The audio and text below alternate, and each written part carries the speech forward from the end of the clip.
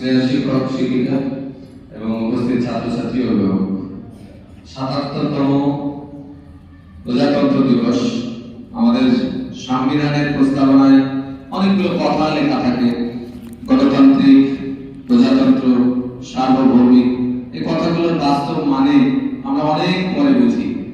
প্রজাতন্ত্র দিবস পালনের উদ্দেশ্য হচ্ছে যে আমরা সকলে সমান সমান অধিকার, অর্থাৎ রাষ্ট্র যে অধিকারগুলো সৃষ্টি করবে বা রাষ্ট্রের যে সংবিধান, রাষ্ট্র কিভাবে চলবে, তাতে আমরা মানুষ হিসেবে, দেশবাসী হিসেবে সমান অধিকার পাওয়ার অধিকারী, এগুলো সংবিধানে বলা আছে। কিন্তু একটা বিশাল ব্যাপার, আমরা সবাই সবটা বুঝি না। কিছু কিছু বেসিক জিনিস, আমাদের রাষ্ট্রটা হবে এমন একটা রাষ্ট্র যে রাষ্ট্রটা অনেকগুলো ধর্ম আছে, অনেকগুলো ভাষা আছে। মানে বিদেশিরা আমাদের ভারতবর্ষের একটা ঐতিহ্য ভাবে, কারণ এতগুলো জাতি, এতগুলো ভাষা, মানে বিভিন্ন বর্ণের লোক বাস করে, কিন্তু আমাদের মধ্যে কোনো ধরনের বিভেদ নেই। যেহেতু ব্লাড আমাদের রেড, মানুষ হিসেবে আমরা সকলে সমান।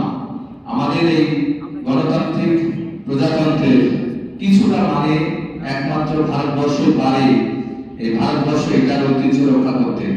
যে কারণে দেখবে 23শে জানুয়ারি বা 15ই আগস্ট আমাদের যে উচ্ছ্বাস থাকে, তার থেকেও 26শে জানুয়ারির উচ্ছ্বাস অনেক বেশি, কারণ আমরা আজকে সার্বভৌমত্বের ক্ষমতাটা আমরা পেয়েছিলাম 1950 সালের 26শে জানুয়ারি।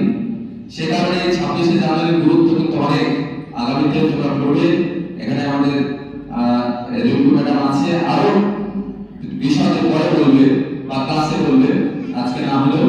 কিন্তু 26শে জানুয়ারি আমাদের এই মানে ছাত্রাবস্থা থেকে এর গুরুত্বটা আমাদের বুঝে নিতে হবে। দায়িত্ব কতটা আমাদের দেশবাসী হিসেবে, যুব সমাজ হিসেবে, এটা কিন্তু ছাত্রদের কাছে অনেক বেশি পাওনা আমাদের, যে 26শে জানুয়ারির গুরুত্বটা তোমরা বুঝে আগামীতে দেশ তোমরা গড়বে এবং দেশ গড়ার কাজে তোমরা সহযোগিতা করবে। শুধু এই কথাটা মাথায় রেখে যে ধর্মনিরপেক্ষ, সার্বভৌম, গণতান্ত্রিক এবং প্রজাতন্ত্র আমার এই ভারতবর্ষ। বন্দে মাতরম, জয় হিন্দ।